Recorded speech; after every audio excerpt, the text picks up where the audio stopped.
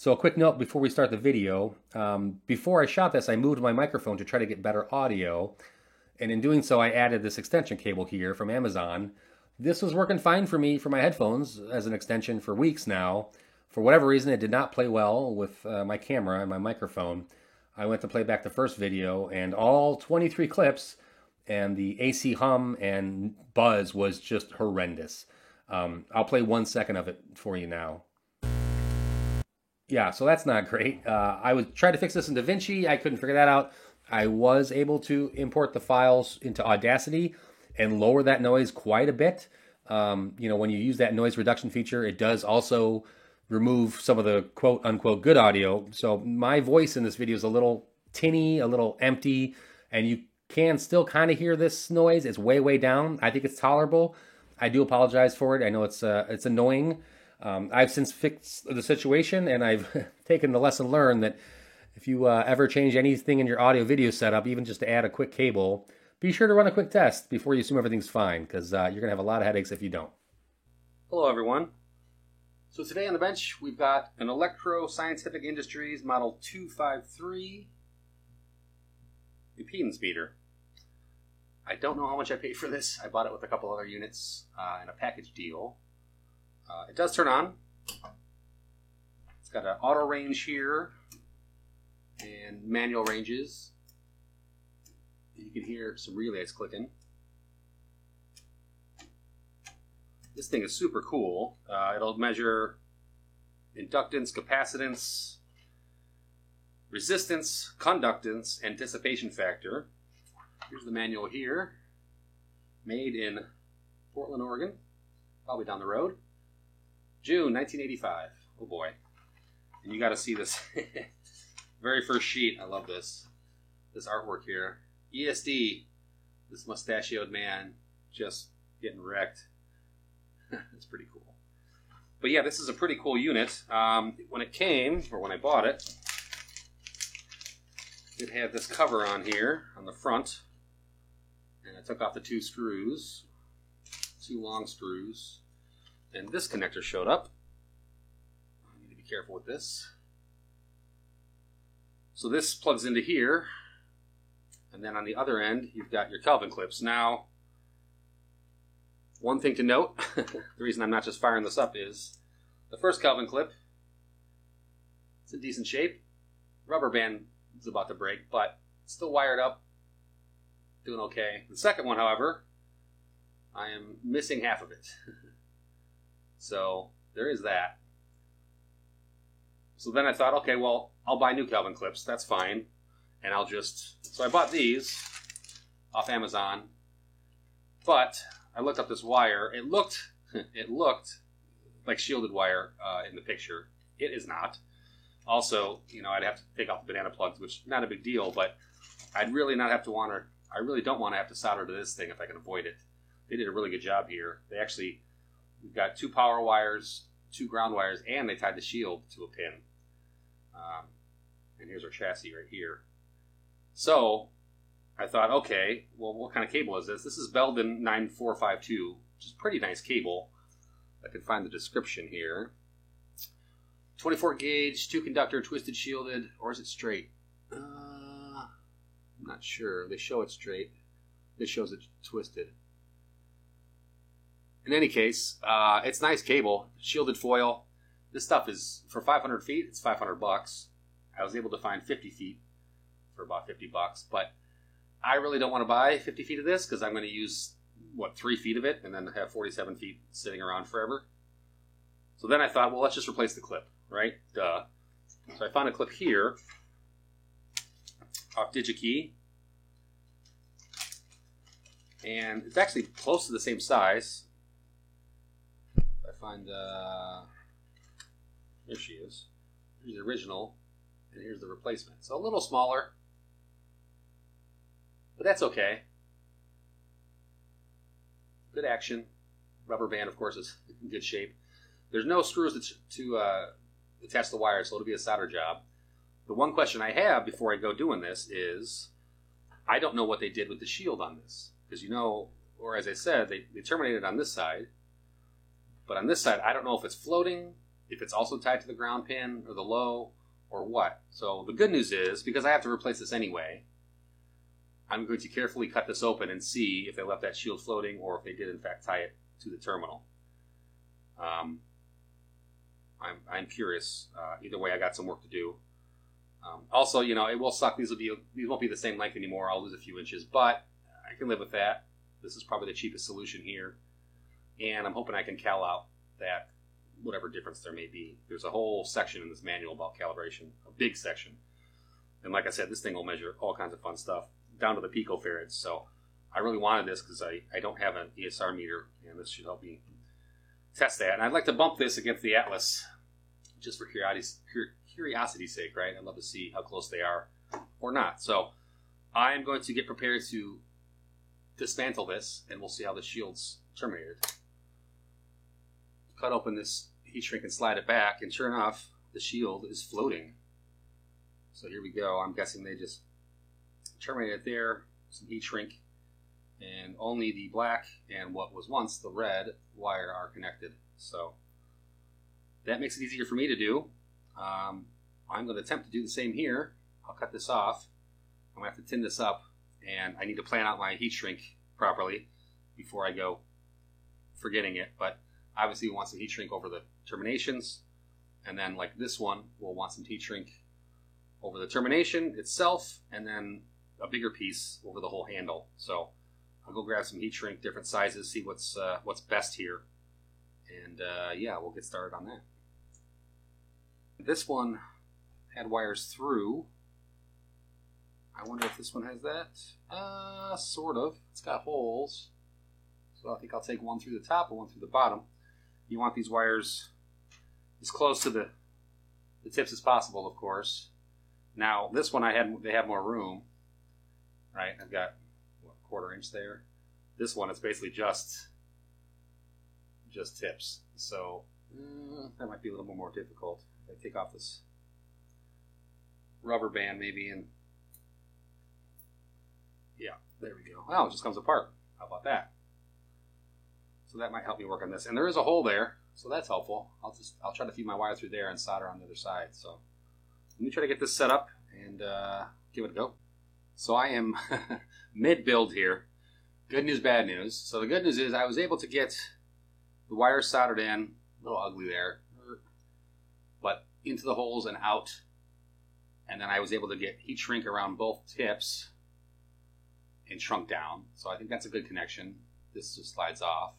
However, the heat shrink that I had here to prepare, I sized it for the handle, not thinking that, oh, it's got to be the handle and the cable, right? Like this one. So I took that off. I was thinking about some F4 tape.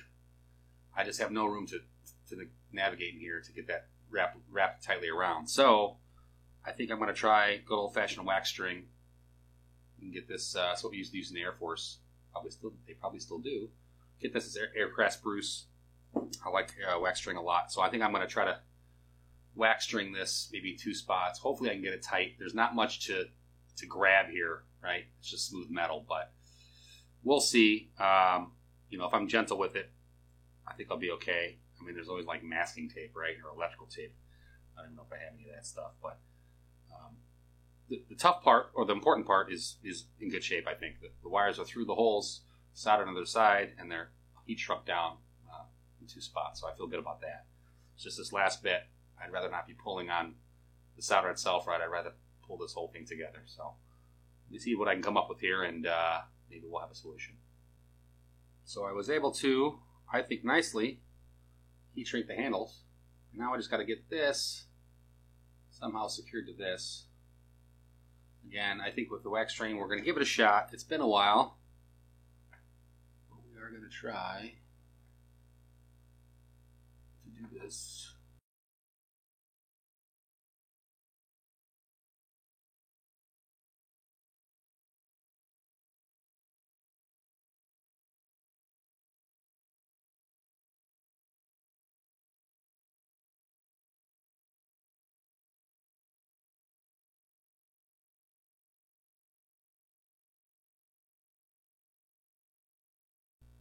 So that's one. That might be enough, to be honest. This stands up on its own.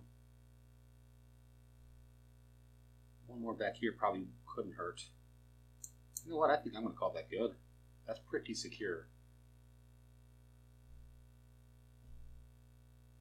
Maybe not the prettiest thing in the world, but the knots are on the inside, like I said, so should, in theory, be out of my way. This is nice and tight. I clipped on the ends there. Nice and shrunk. I think that's going to work. One thing it makes sense to do before I connect this back up is clean these pins. Since this is already off, take some ISO here and just make sure we get any dirt or grime off these pins. Yeah, a little dark, a little smudge, but you know, I don't know if there's context on that side. There is. Okay.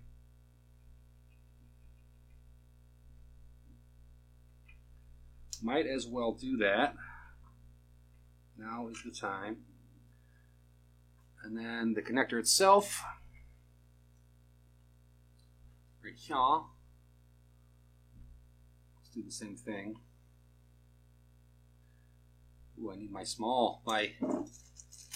my beauty Q-tips. Ah, the bag broke. Darn it. That's annoying.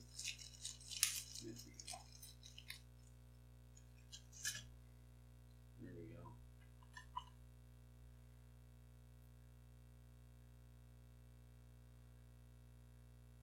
These are probably not all that dirty since it's been connected all these years, presumably, but one quick swipe, some isopropyl can't hurt. You'll notice this is keyed also. Got that plastic there, and that matches up with that notch there. So you can't put this on wrong. Well, if you did, I'd like to know how. You must have gorilla strengthed it, but doing it the right way, you can't put this on wrong. So let me see here. Let's try and gather these parts. This is kind of involved because they actually use the cable to hold these posts in. They wrap the cable around there. Kind of ingenious, I guess. And then in between both cables is that one. Oh, I see. This here clips on both sides. There's the lip there. That clips into the lip here in the bottom. You can squeeze it like that. Okay. I'm picking up what you're laying down. I am smelling what you're stepping in. There we go. Ha! Whew. That's pretty solid. So yeah, those lips on the top and the bottom hold that. If I squeeze this, they'll come down and I can pull them out. But that'll do it. My battery's about dead.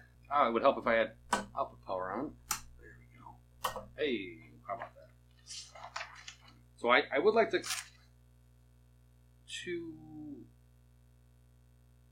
calibrate this.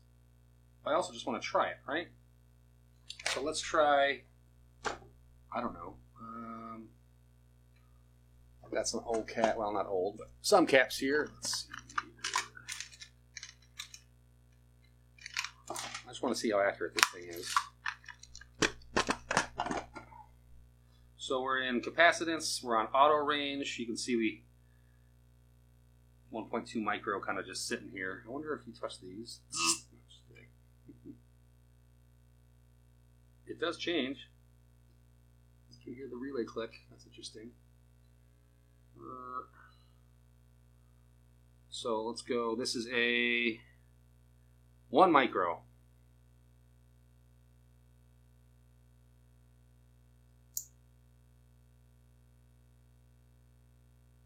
How about that? 0.929. That's pretty cool. 1.5, 0.98. That's over, I believe. So our auto range would have fell on 4, but I went to auto. 0.928. Let's see what our ESR meter says. our peak. I'm just curious. That's at 0.928 micro. Let's see what this bad boy says. On 1.04. Okay. So pretty close. Oh, this will also measure the resistance of the capacitor. So this said 17.6 ohms ESR. And I think this will behave the same way. Let's go to resistance. Clip. Oh boy, yeah, that's not very... I'm going to have to change that rubber band, I think.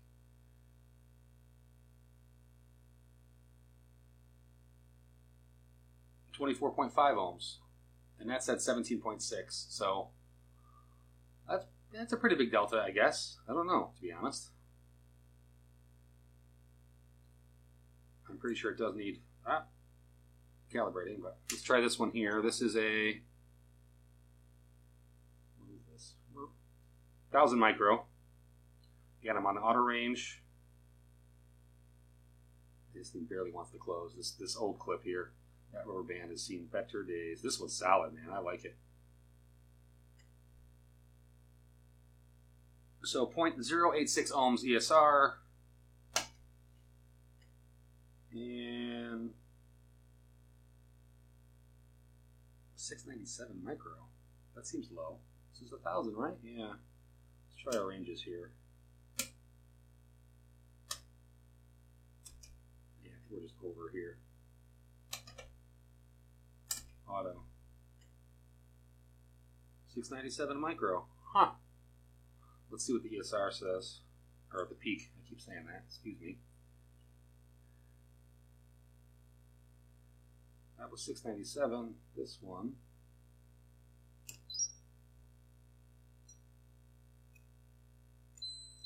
$870. So about 100 micro off, 10%. ESR 0.09. Interesting. So I mean, it is working, but it may need to be calibrated. I put money on it. Who knows the last time this thing was calibrated? And we did just change this out, so you know, maybe we should anyway. And I want to, so we're going to do it. The cover is off. Very easy. Just 2 screws. One there and one on the other side. Take those out. And the cover slides right out the back.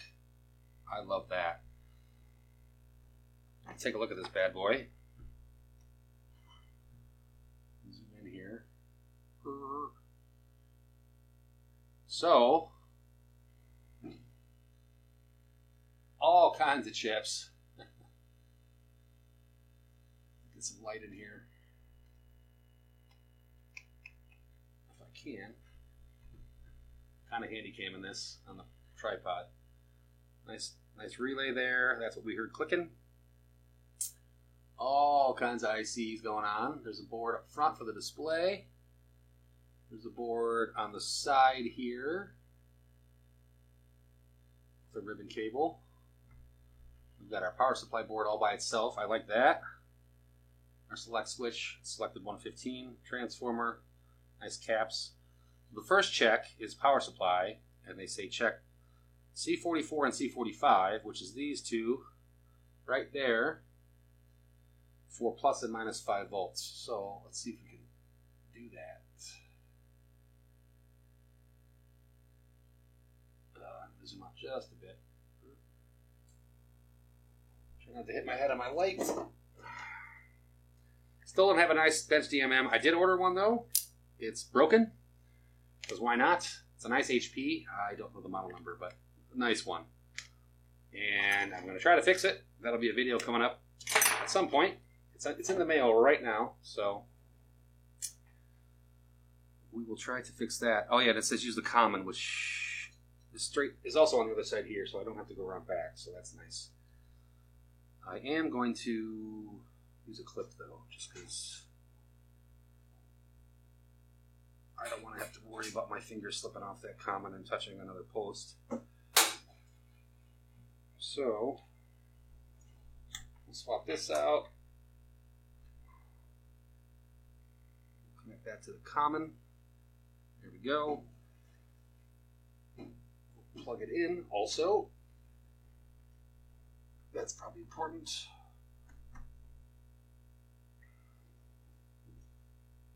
You can get this in the shot.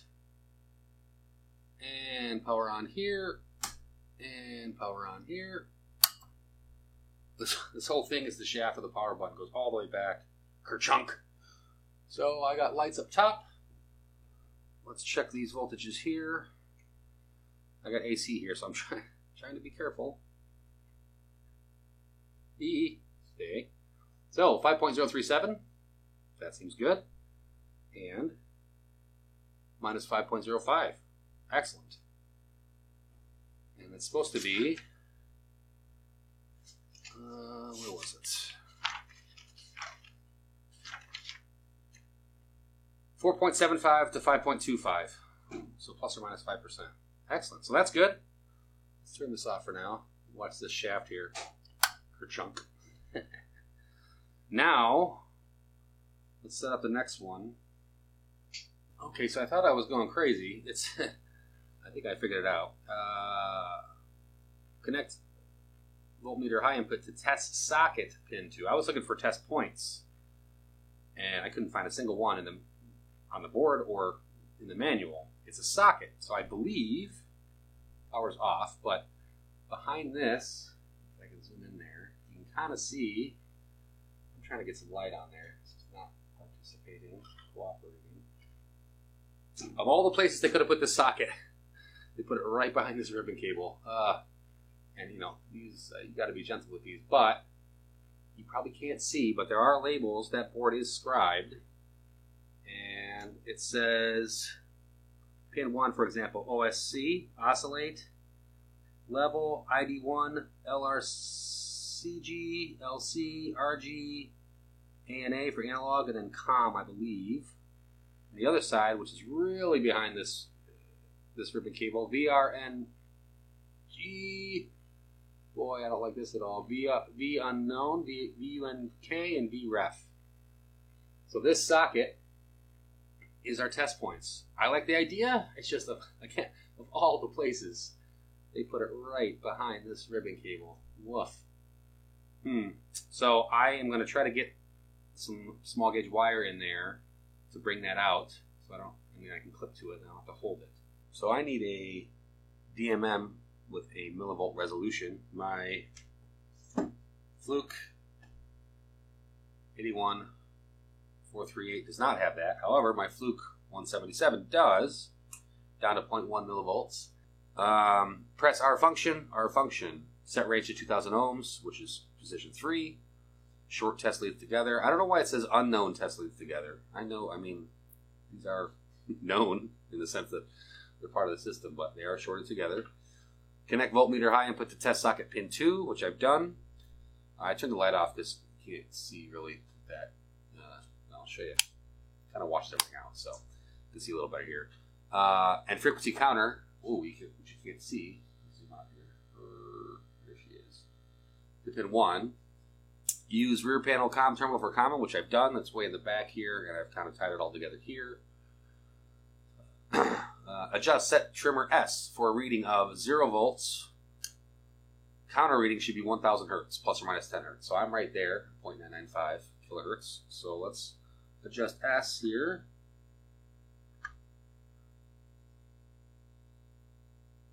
Oh yeah, okay. So I want 0 volts, plus or minus 0.2 volts. Let's go back down. So the frequency isn't changing, which is probably good. This is going to be, she is bouncy. And very sensitive, this trimmer. I kind of have to pinch it, right? Instead of turn it. Just do a little pinch on the tweaker. Let me dial this in.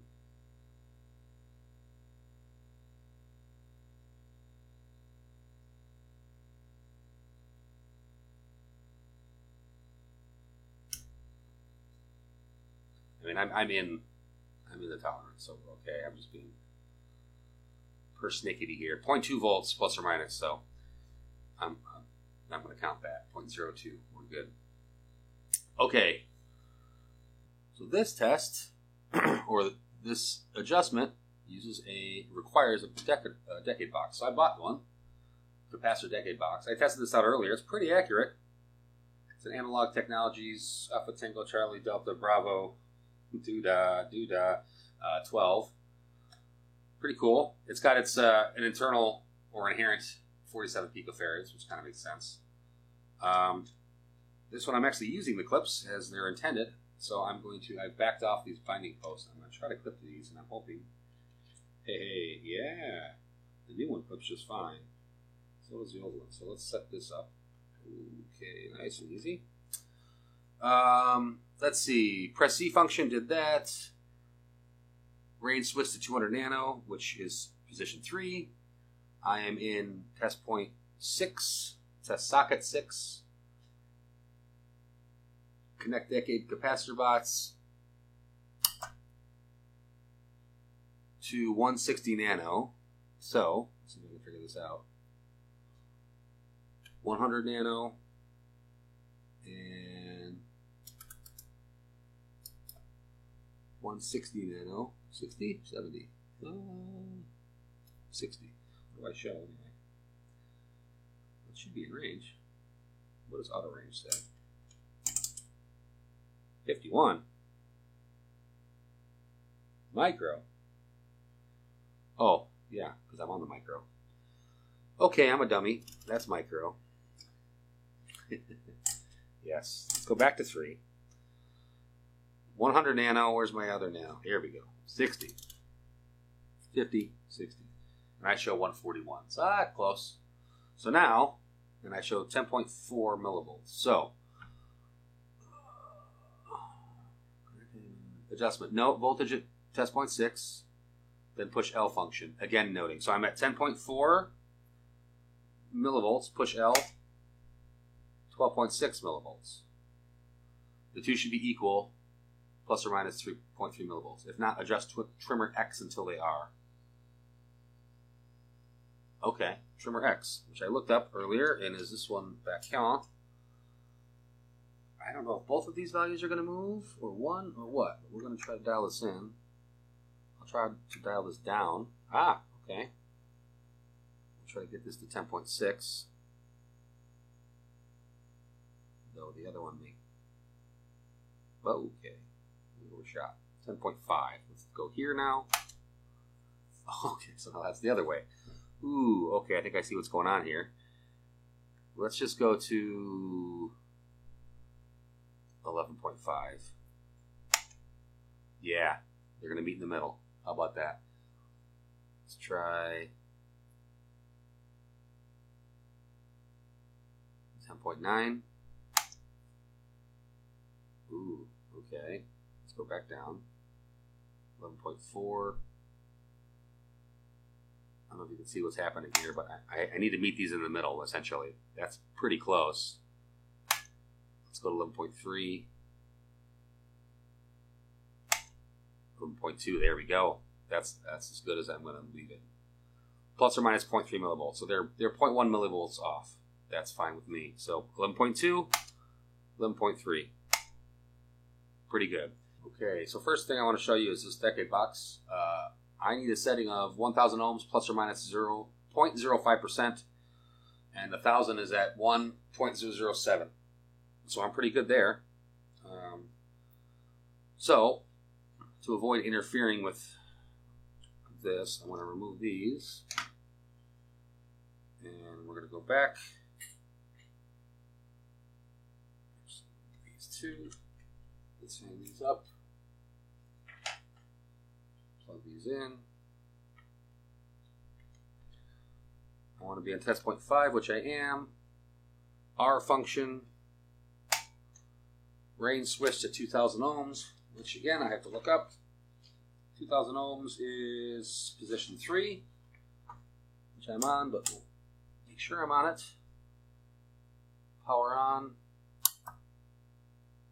Not on. Let's go to millivolts. So now I need to set trimmer L for Lima. Let's find L. There's L there. I see that all by itself on the board. And this should be plus or minus 0.3 millivolts. This is the Quadrature 8-phase trim, which sounds fancy. Let's hopefully I can tweak this down. That's up. Let's go down. What do I want? 0.3. Sorry, 0 volts plus or minus 0.3 millivolts. So she's coming down.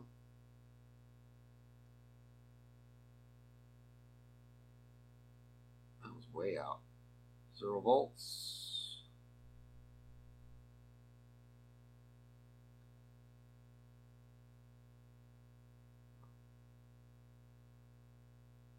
That's pretty close.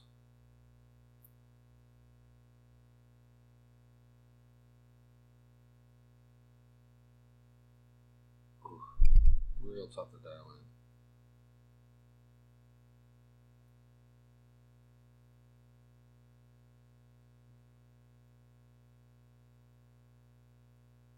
That's going to do it. What am I showing? 9996 on 1,000, so pretty good. I just wanted to note that there is a second set of alignments in this manual. It requires a decade capacitor box with a low loss D less than 0.0002, which is way down there. I don't know that my capacitor box equals that or is as good as that, but I ran through them anyway. There's 9, so low level 0 trim, high level full scale, and then they have you walk through the ranges here, 200 pico all the way on up to 200 micro. And I think about 7 of these I was able to get dead on. 2 were close. The pot, I couldn't spin it anymore. I couldn't get it, but we're talking millivolts, tenths of a millivolt here. So it was pretty close, and I'm satisfied with that. But I just want to note, I'm not going to show this in the video. It just took a long time. It was pretty tedious, so I figure I'll leave it out. But they are in here, and the manual's pretty easy to follow if you are interested in doing so yourself. I ran through these calibrations again, just the first half, the first 8. Most of the values were just about where I left them. A couple more minor tweaks. I am not going to bother with the second half, which is the dissipation factor. I'm happy with the first half. I've got a 3 pico hooked up now, auto range, capacitance, and it's reading 4.2. Pretty good. And 3 pico, that's way down there, right? Something to remember is the peak meter, as good as it is. Here's 100 pico, just to get an idea. If I can not short up my leads. 104. The peak meter does not go that low. So it's nice to have this, kind of broadens my range with what I can test. Also, as with most things in life, it's nice to have a second opinion, right? So if I think this thing's acting squirrely or vice versa, I can check the other. This was reading lower capacitance than this, but a higher ESR. But it's nice to have, 2 sets of eyes on my components, and I can kind of see where I'm at with both of them. I'm going to call this good. One thing I noted, or I want to know, the color on this, it's awfully close to that teal that Tektronix uses. I think it's teal, blue-green.